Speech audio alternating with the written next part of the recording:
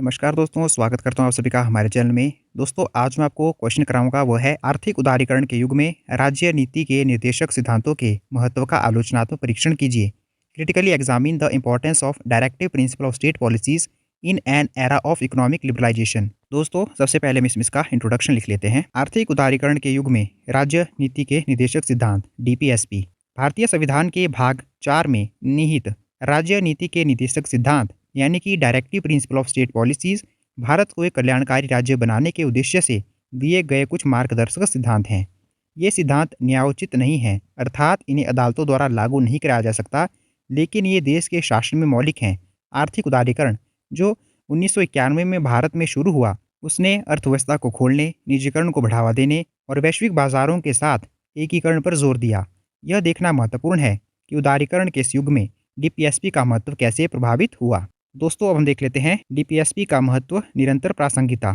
आर्थिक उदारीकरण के बावजूद डीपीएसपी कई मामलों में अपनी प्रासंगिकता बनाए रखे हुए हैं। जो सबसे पहला पॉइंट है, सामाजिक न्याय का मार्गदर्शक। उदारीकरण ने बेशक आर्थिक विकास को गति दी, लेकिन इससे आय असमानता में भी वृद्धि हुई। डीपीएसपी विशेष रूप से अनुच्छेद 38 सामाजिक, आर्थिक, राजनीतिक न्याय को बढ़ावा देना और अनुच्छेद 39 धन के समान वितरण का लक्ष्य सरकार को यह सुनिश्चित करने के लिए प्रेरित करते हैं कि विकास के लाभ समाज के सभी वर्गों तक पहुंचे और वंचितों के लिए कल्याणकारी उपाय किए जाएं। अगला पॉइंट है कमजोर वर्गों का संरक्षण। उदारीकरण की नीतियों में अक्सर गरीबों और हाशिए पर पड़ रहे लोगों को जोखिम होता है। डीपीएसपी जैसे काम का अधिकार अनुच्छेद 41, जीवन स्तर में सुधार अनुच्छेद 47 और सामाजिक सुरक्षा सरकार को ऐसी नीतियां बनाने के लिए प्रेरित करते हैं जो इन वर्गों को सुरक्षा प्रदान करे, जैसे मनरेगा, राष्ट्रीय खाद्य सुरक्षा अधिनियम और विभिन्न पेंशन योजनाएं। पर्यावरण संरक्षण अनुच्छेद 41A पर्यावरण का संरक्षण और सुधार आर्थिक विकास के साथ सतत विकास के महत्व को रेखांकित करता है। उदारीकरण के साथ बढ़े औद्योगिकरण और शहरीकरण के कारण पर्यावरणीय चिंताएं बढ़ी हैं। डीपीएसपी सरकार को पर्यावरणीय नियमों को लागू करने और हरित नीतियों को बढ़ावा देने के लिए एक वैचारिक आधार प्रदान करते हैं। अगला पॉइंट है अंतर्राष्ट्रीय शांति और सुरक्षा अनुच्छेद 51। उदारीकरण के युग में और भी महत्वपूर्ण हो जाता है, जहां वैश्विक आर्थिक संबंध देशों को एक दूसरे पर अधिक निर्भर बनाते हैं। यह सिद्धांत भारत को अंतर्राष्ट्रीय सहयोग और शांतिपूर्ण सहअस्तित्व को बढ़ावा देने के लिए प्रेरित करता है, जो वैश्विक व्यापार और निवेश के लिए भी अनुकूल माहौल बनाता है। नैतिक कंपास के रूप में भले ही डीपीएसपी कानूनी रूप से लागू करने योग्य ना हो, वे सरकार के लिए एक नैतिक और वैचारिक कंपास के रूप में कार्य करते हैं। ये यह सुनिश्चित करते हैं कि आर्थिक नीतियाँ केवल लाभ केंद्रित नहीं होनी चाहिए, बल्कि मानवीय गरिमा और सामाजिक कल्याण के व्यापक लक्ष्यों को भी ध्यान में रखना चाहिए। दोस्तों, अब हम चुनौतियां और आलोचनात्मक परीक्षण देख लेते हैं। उदारीकरण के युग में डीपीएसपी के क्रियान्वयन को कई चुनौतियों का सामना करना पड़ रहा है, जिसके कारण उसकी प्रभावशीलता पर सवाल उठते हैं। पहला पॉइंट है निजीकरण का प्रभाव। उदारीकरण के तहत सार्वजनिक क्षेत्रों के उपकरणों यानी कि जो पीएसयू हैं, उनका बड़े पैमाने पर निजीकरण हुआ है, जबकि यह दक्षता बढ़ा सकता है। यह अनुच्छेद 39B और C के लक्ष्यों के विपरीत हो सकता है, जो धन और उत्पादन के साधनों के समान वितरण पर जोर देते हैं।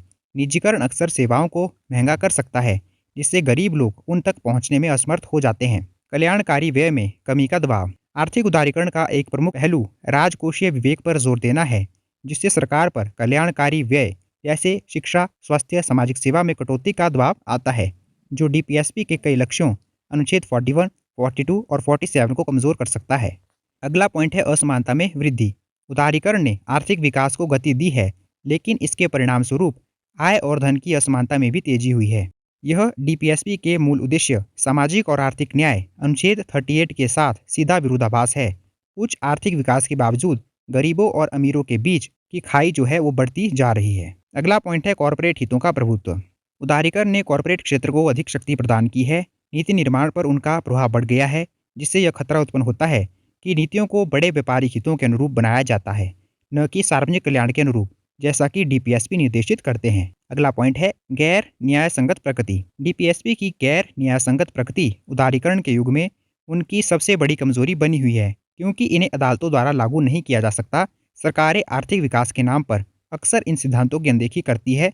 दबाव समूह और बाजार की ताकतें अक्सर डीपीएसपी के सिद्धांतों पर हावी हो जाते हैं। अगला पॉइंट है नीतिगत प्राथमिकताएं। सरकारों के लिए अक्सर आर्थिक विकास और विदेशी निवेश को आकर्षित करना डीपीएसपी में निहित सामाजिक न्याय और कल्याणकारी लक्ष्यों से अधिक महत्वपूर्ण हो जाता है।